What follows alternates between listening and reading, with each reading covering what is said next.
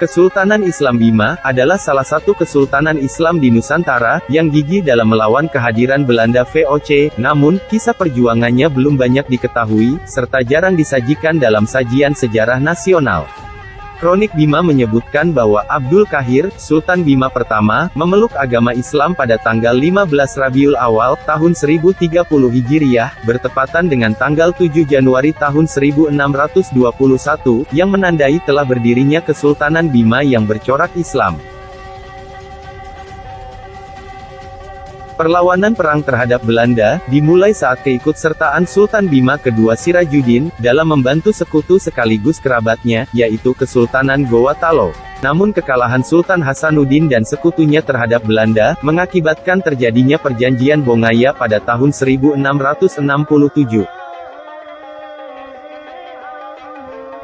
Tiga pasal diantaranya menyangkut Kerajaan Bima, Sultan Bima dan bangsawan-bangsawan Bima. Perjanjian itu ditanda-tangani oleh Sultan Hasanuddin dan raja-raja sekutu lainnya, tetapi, Karaeng Bontomaranu, Sultan Bima, Raja Talo, Sultan Harun al-Rashid dan Karaeng Lengkoso, tetap belum mau menandatanganinya. Kerajaan Bima baru menyerah kepada Belanda pada tanggal 8 Desember tahun 1669, dengan ditanda-tanganinya suatu perjanjian di Batavia oleh Jeneli Monta, Abdul Wahid dan Jeneli Parada, Laibu, atas nama Sultan Bima.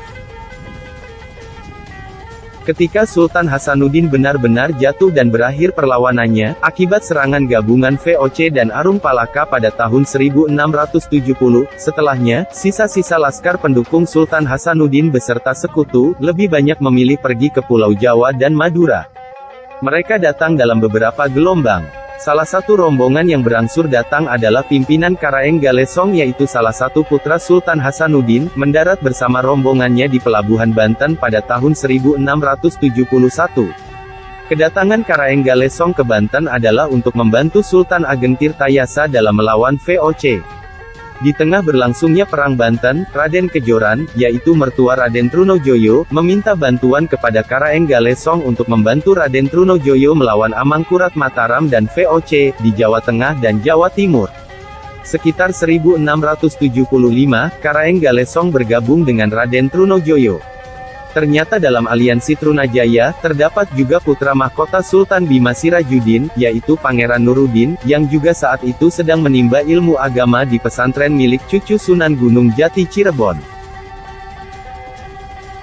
Catatan Lontara dan Bo Kerajaan Bima menyebutkan, bahwa Sultan Nuruddin adalah anak sulung Sultan Abdul Khair Sirajuddin dengan Karaeng Bontojene, dilahirkan pada tanggal 13 Desember tahun 1651 dan wafat pada tanggal 23 Juli tahun 1687.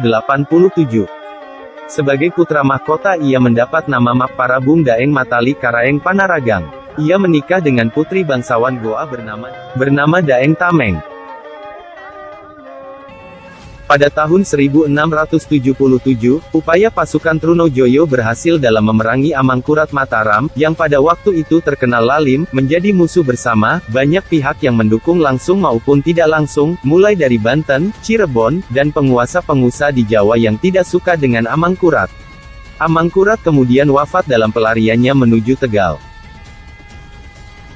Namun, atas pertolongan VOC, penerus Mataram yaitu Amangkurat II, Raden Rahmat, berhasil mengembalikan keadaan dan benar-benar mengakhiri perlawanan Trunojoyo pada tahun 1679. Meski mengalami kekalahan, Pangeran Nuruddin dan pasukan Bima tetap melanjutkan perlawanannya dengan Belanda, di Kesultanan Banten. Situasi di Banten ternyata memburuk, terjadi pemberontakan yang dilakukan anak Sultan Tirtayasa sendiri yaitu Pangeran Haji, yang dibantu VOC, upaya memerangi VOC kembali gagal, Pangeran Nuruddin dan beberapa pasukannya berhasil ditahan Belanda di Batavia.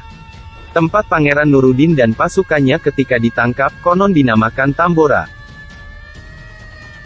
Atas kerjasama dengan santri Cirebon, Pangeran Nuruddin dan laskarnya berhasil melarikan diri ke Cirebon, pada tahun 1681.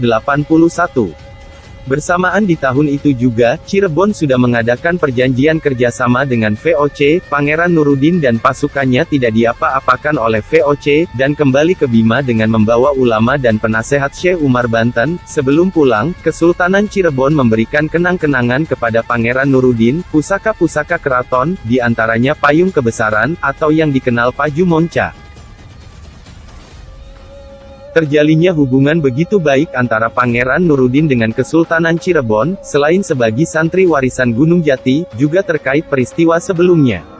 Yaitu ketika terjadi Perang Trunojoyo. Kala itu, Amangkurat Mataram melakukan tindakan aneh dan melawan wasiat leluhurnya untuk selalu menjaga hubungan baik dengan Cirebon. Perlakuan Amangkurat Mataram menyebabkan kematian Sultan Cirebon Girilaya yang juga mertuanya, serta tetap menahan dua putra Sultan Cirebon di Mataram.